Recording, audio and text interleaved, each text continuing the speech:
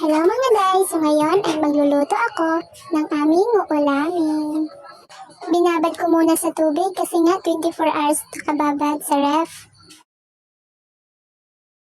Ayan guys, pagkakita ko nga ng aming kalan, hindi pa pala ako nakapaglagay ng uling kaya minagsi ko na lang.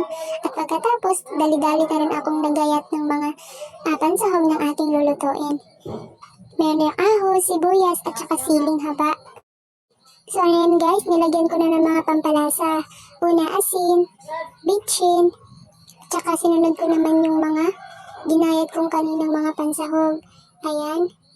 At syempre hindi makakalimutan ang dahon ng laurel. Suka. Kunting patis. Tsaka kunting mantika. At ayan na guys, nakasalang na. At waiting na lang sa pagkaluto.